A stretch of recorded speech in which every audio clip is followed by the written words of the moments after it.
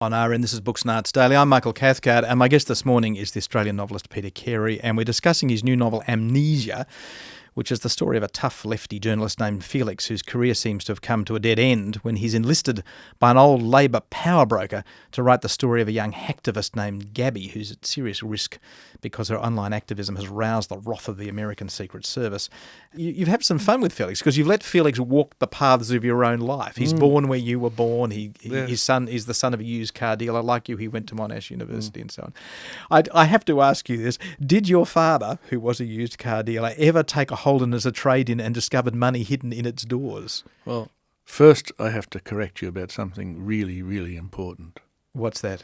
My father was not a used car I'm dealer. sorry. He was a General Motors dealer. A General Motors This is dealer. quite a different thing. No, indeed. I'm so sorry. But he did take trade-ins. Oh yes, they inevitably had to trade in cars. Certainly, there was a car they traded in that had a huge, like 10,000 pounds or whatever it was hidden under the seat or something like that, and that they gave the money back to the person. So I remember that happened. I don't think it was in the door, because putting money in the door of a Holden would automatically, in the end, the water would rise. As you point out in the book, it all gets sodden. It would go soggy. Yes. So I think the door's made up, but the fact about the money is correct. Well, that's a lovely detail. Felix Moore is a central person. He's kind of the storyteller of this book. In fact, sometimes he is the storyteller of this book. And he introduces himself to us as Australia's last surviving left-wing journalist. And he's only hanging on by the skin of his teeth, really. So tell us about him. His career's in trouble when we meet him. Well, what I needed for this book, I needed many things, but I absolutely need an unreliable narrator. I needed somebody who would tell you the story whether he was there or not.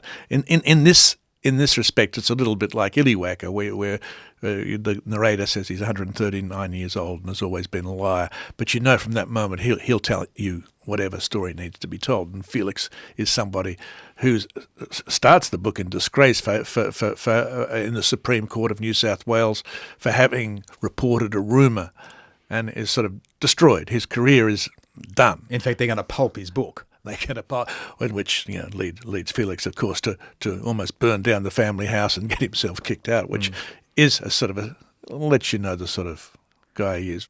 So he's in a mess, and he's really rescued from humiliation and ruin by his old mate, comrade, Woody Towns. He's a fantastic character because he's a Labor heavyweight, but he's also a millionaire property developer. Yes. Very nice work, I thought, Peter Carey. And a patron of the arts, although perhaps tone deaf. Yes, indeed.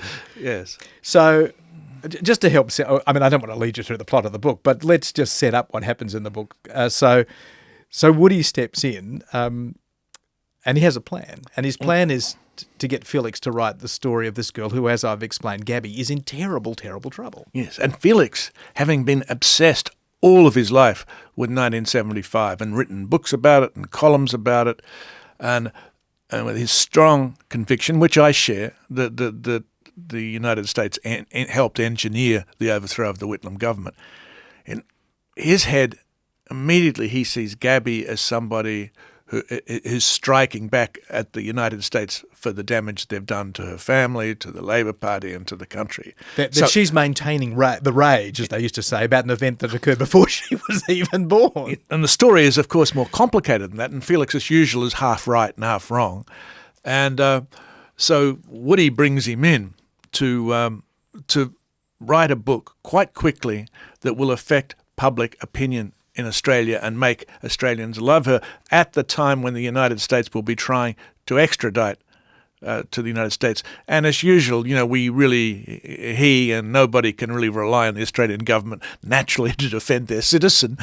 So he's engaging in this PR thing which will involve this book being written. Yeah. What makes it more poignant is, in fact, I'm wrong, that the Whitlam government was not sacked before she was born. It was sacked on the day the second that she was born. Yeah, the second she was born. Felix tells us, it was clear to me that the events of 1975 had been a first act in this tragedy, and that the angel worm, that's the computer virus that she's released into the security system, was retaliation. If Washington was right, this was the story I had spent my life preparing for. Now, there's lots of other events in this book. It's a very complicated book. It's beautifully told, and you've got this wonderfully complex narrative structure. So sometimes we're in the present, sometimes we're in the past, sometimes we're in the deep past. Just tell us about another event in Australian history which has been affected by our amnesia, and that's the Battle of Brisbane. Well, it's to do with what we want to know, what people are prepared to tell us, and what we want to remember, which applies to 75. And at the towards the end of the Second World War, MacArthur had his headquarters in Brisbane. There were a lot of Australian soldiers. That's the American Commander General MacArthur, yeah. And there were a lot of American soldiers, a lot of Australian soldiers milling in the streets. Curious side issues, and that is where the black Americans were allowed to go and party and have their R&R, which was not the same place that the white soldiers were allowed to go. And there was there was what you could sort of describe as a brawl, except that two people were killed by American MPs with shotguns, and a fight ensued in the streets of Brisbane over a couple of days. Yeah, full-on riot. Yeah, and it was really, really, really serious. And of course, something like that, because, we are allies and friends forever, except we're trying to kill each other. And that is something that couldn't be released, and people couldn't know and couldn't really acknowledge. It's really men fighting over women. Yes. It's about sex. Sex and, money, and then sex being the primary issue, yeah. Yeah, because it's the overpaid, oversexed, overpaid and over here gag comes up again. So the reason we hear about that story is because moving through this narrative that you got is a sort of phalanx of three women, the Baillieux women, the grandmother, the mother, and Gaby, who's the current generation, and we hear all three stories.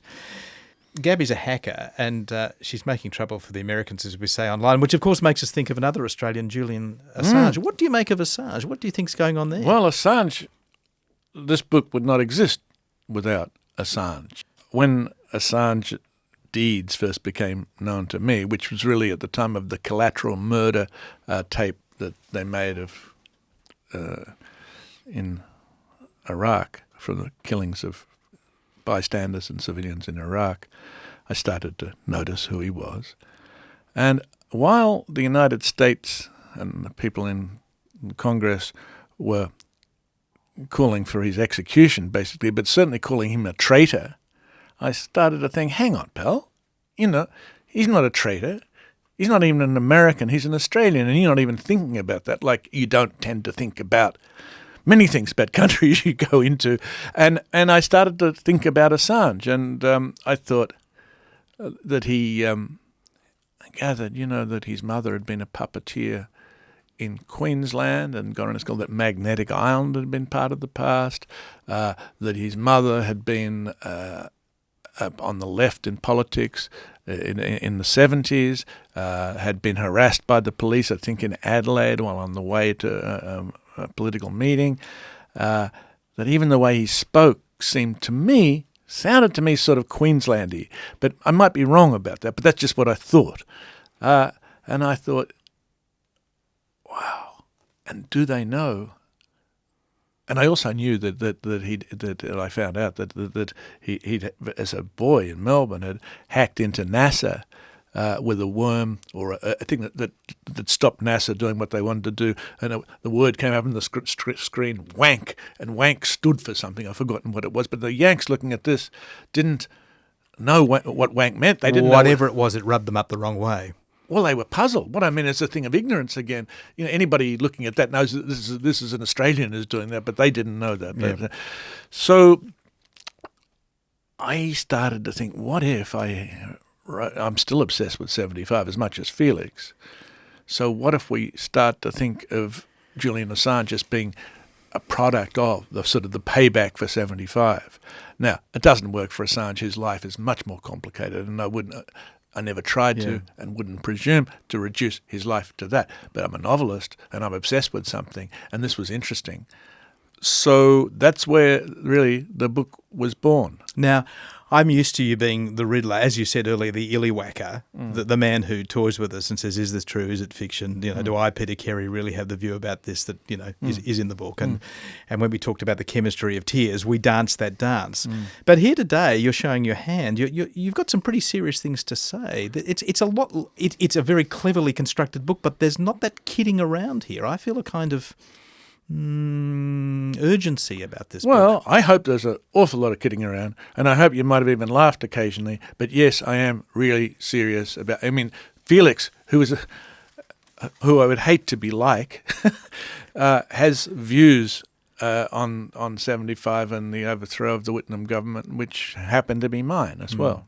As we wind up, the book has plenty to say about the dangers posed by American surveillance and by America's fear of the rest of the world. But you do live in America.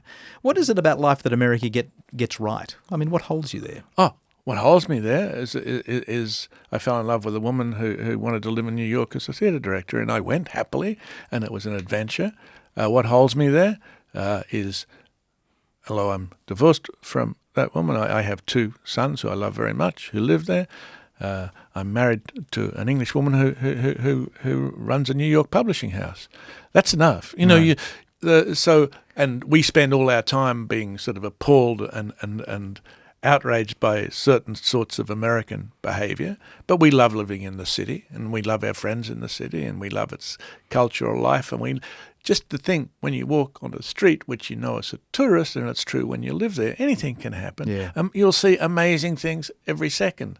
And I also like the way New Yorkers actually accommodate each other continually and are actually quite nice to each other. Yeah, there's a civility about New York, which is quite special. Peter Carey, thank you for joining us. It's been lovely to talk to you. Thanks, Michael. Subscribe to our free podcasts at abc.net.au/rn.